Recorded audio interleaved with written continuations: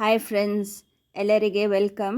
ನಾನಿವತ್ತು ನಿಮಗೆ ಇತ್ತಿಗೆದ ಅವರೆಬೇಳೆ ಸಾರು ಯಾವ ಥರ ಮಾಡೋದಂತ ತುಂಬ ಸರಳವಾಗಿ ತೋರಿಸ್ತಾ ಇದ್ದೀನಿ.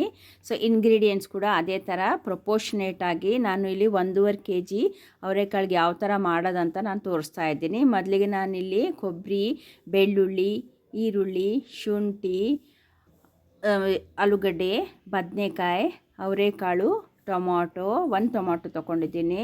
ಸೊ ಯಾವ ಥರ ಮಾಡೋದಂತ ಬನ್ನಿ ಇವಾಗ ಸ್ಟೆಪ್ ಬೈ ಸ್ಟೆಪ್ ಇನ್ನೊಂದ್ಸಲಿ ಒಂದೊಂದಾಗಿ ನಾನು ತೋರಿಸ್ಕೊಂಡು ಹೋಗ್ತಾ ಇದ್ದೀನಿ. ಸೊ ತುಂಬ ಈಸಿಯಾಗಿ ಮಾಡ್ಕೋಬೋದು. ಸೊ ಎಣ್ಣೆ ಒಂದು 2 ಟೇಬಲ್ ಸ್ಪೂನ್ ಎಷ್ಟು ಎಣ್ಣೆಯನ್ನು ಹಾಕ್ಕೊಳ್ಬೇಕು. ಅದ್ರ ಜೊತೆಗೆ ನೀವು ತುಪ್ಪ ಇಲ್ಲ ಡಾಲ್ಡಾ ಎರಡು ಯಾವುದಲ್ಲಾದರೂ ಕೂಡ ಹಾಕ್ಕೊಳ್ಬೋದು. ತುಂಬ ರುಚಿನೂ ಕೊಡುತ್ತೆ ಇದು. ಸೊ ಇದಕ್ಕೆ ನಾನಿವಾಗ ಒಂದೊಂದಾಗಿ ಹಾಕ್ಕೊಂಡು ಬರ್ತಾಯಿದ್ದೀನಿ. ಫಸ್ಟು ಆಲೂಗಡ್ಡೆ ಮತ್ತು ಬದನೆಕಾಯಿ. ಇದಕ್ಕೆ ಆಲೂಗಡ್ಡೆ ಬದನೆಕಾಯಿ ಈ ಸಾರಿಗೆ ಹಾಕಿದ್ರೆ ನಿಮಗೆ ತುಂಬ ಟೇಸ್ಟಿಯಾಗಿರುತ್ತೆ ಮತ್ತು ಇದು ಒದಗುತ್ತೆ ಕೂಡ ಈ ಸಾರಿಗೂ. ಇವಾಗ ನೆಕ್ಸ್ಟ್ ನಾನಿವಾಗ ಇದಕ್ಕೆ ಏನು ಇಟ್ಕೊಂಡಿದ್ದೀನಿ ಅವರೇ ಬೇಳೆ ಅದು ಕೂಡ ನಾನಿವಾಗ ಹಾಕ್ತೀನಿ. ಸೊ ಈರುಳ್ಳಿ ಮೊದಲೇ ಹಾಕಬೇಕಾಗಿದೆ ಎಣ್ಣೆಯಲ್ಲೇ. ಸೊ ತೂಕ ಆಗಿದೆ ಅನ್ನೋಕ್ಕೋಸ್ಕರ ಇವಾಗ ನಾನು ಇನ್ನೊಂದ್ಸಲಿ ತೋರಿಸ್ತಾ ಇದ್ದೀನಿ. ನಿಮ್ಗೆ ಸ್ವಲ್ಪ ಈರುಳ್ಳಿ ಹಾಕಿ, ಸ್ವಲ್ಪ ಒಂದೇ ಒಂದು ಈರುಳ್ಳಿ ಸಾಕು. ತುಂಬ ರಾ ಈರುಳ್ಳಿ ಹಾಕಿದ್ರೆ ಹಸಿ ಈರುಳ್ಳಿ ಅದು ಕೂಡ ಒಂಥರ ಟೇಸ್ಟ್ ಕೊಡುತ್ತೆ. ಸೊ ಇವಾಗ ಅವರೇ ಬೇಳೆ ನಾನು ಏನು ಇಟ್ಕೊಂಡಿದ್ದೀನಿ ಒಂದಿನ ಪೂರ್ತಿ ಇಟ್ಕೊಂಡು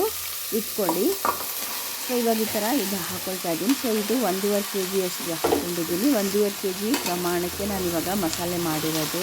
ಸೊ ಇವಾಗ ನಾನು ಎಣ್ಣೆಯಲ್ಲಿ ಏನು ಫ್ರೈ ಮಾಡ್ಕೊಳ್ತೀನಿ. ಸೊ 2-3 ಟೈಮ್ ಸ್ವಲ್ಪ ಫ್ರೈ ಮಾಡ್ಕೊಂಡ್ರೆ ನಿಮಗೆ ತುಂಬ ಚೆನ್ನಾಗಿರುತ್ತೆ.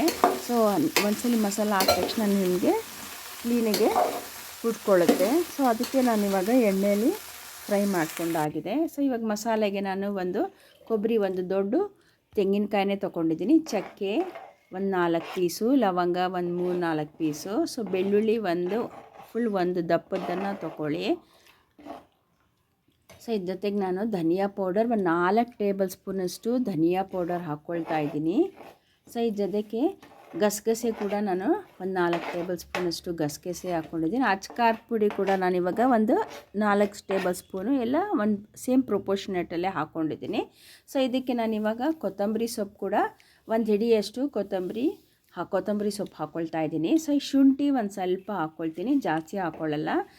ಈ ಟೊಮೊಟೊನೂ ಕೂಡ ಅಷ್ಟೇ, 2 ಟೊಮಾಟೊ ಹೆಚ್ಚಿಟ್ಕೊಂಡಿದ್ದೀನಿ. ಸೊ ಇದು ಈರುಳ್ಳಿ ಮಾತ್ರ ನಿಮಗೆ ಯಾವತ್ತೂ ಒಂದು ಗ್ಯಾಸ್ ಮೇಲೆ ಫ್ಲೇಮ್ ಮೇಲೆ ನೀವು ಕ್ಲೀನಿಗೆ ಫ್ರೈ ಮಾಡ್ಕೊಳ್ಬೇಕು, ಹಾಗೆ ಬೇಯಿಸ್ಕೊಳ್ಳಬಾರ್ದು. ಈ ಥರ ಮಾಡ್ಕೊಂಡು ನಿಮಗೆ ಅದು ಜಾಸ್ತಿ ಕಪ್ಪದಾರೆ ಮೇಲ್ಗಡೆ ಒಂದು ಪದರ ತೆಗೆದುಬಿಟ್ಟು ಹಾಕ್ಕೊಂಡು ರುಬ್ಬಿದ್ರೆ ನಿಮಗೆ ತುಂಬ ರುಚಿ ಇದೆ, ತುಂಬ ರುಚಿ ಕೊಡೋದು ನಿಮಗೆ. ಸೊ ಮಸಾಲನೂ ಕೂಡ ಆಗಿದೆ, ತುಂಬ ಸಾಫ್ಟಾಗಿ ತುಂಬ ಸ್ಮೂತಾಗಿ ಆಗಬೇಕು ನೋಡಿ. ಸೊ ಈ ಮಸಾಲ ನಾನು ಇವಾಗ ಇದಕ್ಕೆ ಹಾಕ್ಕೊಳ್ತಾ ಇದ್ದೀನಿ. ಅಷ್ಟೇ, ತುಂಬ ಈಸಿ. ಬರೀ ಮಸಾಲ ಮಾಡೋದು ಒಂದಷ್ಟೇ ನೀವು ಬಿಟ್ಟರೆ ಇನ್ನು ತುಂಬ ಈಸಿ ಸಾರು. ಸೊ ಇವಾಗ ನಾನು ಏನು ಮಿಕ್ಸಿಯಲ್ಲಿ ಹಾಕ್ಕೊಂಡಿದ್ದೀನಿ, ಆ ನೀರು ಕೂಡ ನಾನು ಸ್ವಲ್ಪ ತೊಳ್ಕೊಂಡು ಮಿಕ್ಸಿ ಹಾಕ್ಕೊಂಡಿದ್ದೀನಿ. ಸೊ ಕುಕ್ಕರಲ್ಲಿ ಕೂಗ್ಸಿನಾದ್ರೂ ಒಂದು ಕೂಗಿಸ್ಬೋದು, ಇಲ್ಲಾಂದರೆ ಇದು ಡೈರೆಕ್ಟ್ ಒಂದು 15 ನಿಮಿಷದಲ್ಲಿ ಕೂಗ್ಬಿಡುತ್ತೆ. ಅರಿಶಿಣದ ಪುಡಿ ಕೂಡ ನಾನು ಸ್ವಲ್ಪ ಹಾಕ್ಕೊಳ್ತಾ ಇದ್ದೀನಿ. ಸೊ ರುಚಿಗೆ ತಕ್ಕಷ್ಟು ಉಪ್ಪು ಕೂಡ ನಿಮಗೆ ಪ್ರಮಾಣ ನೋಡಿಕೊಂಡು ನೀವು ಉಪ್ಪನ್ನ ಹಾಕ್ಕೊಳ್ಬೋದು. ಕೆಲವರು ತುಂಬ ಸಪ್ಪೆ ತಿಂತಾರೆ, ಕೆಲವರು ಜಾಸ್ತಿ ಉಪ್ಪಿರಬೇಕು, ಅದನ್ನು ನೋಡ್ಕೊಂಡು ನೀವು ಸಮ ಪ್ರಮಾಣವಾಗಿ ನೀವು ಹಾಕ್ಕೊಳ್ಳಿ. ನೋಡಿ ಎಷ್ಟು ಚೆನ್ನಾಗಿ ಕಾಳುಗಳೆಲ್ಲ ಇದೆ, ಆಲೂಗಡ್ಡೆ, ಬದನೆಕಾಯಿ. ಸೊ ಅದೆಲ್ಲ ಮಿಕ್ಸ್ ಆದ್ರೇ ನಿಮ್ಗೆ ಒಂಥರ ಟೇಸ್ಟಿ ತುಂಬ ಚೆನ್ನಾಗಿರೋದು.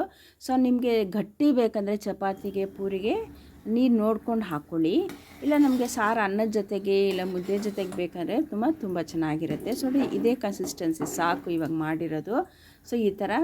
ಸೊ ನಾವು ಸ್ವಲ್ಪ ಹೊತ್ತು ಕಾಳುಗಳೆಲ್ಲ ಬೇಯಬೇಕು. ಸೊ ಮುಚ್ಚಿಟ್ಬಿಡೋಣ. ಕಾಳು ಮತ್ತು ಆಲೂಗಡ್ಡೆ ಕೂಡ ಬೇಯಬೇಕು.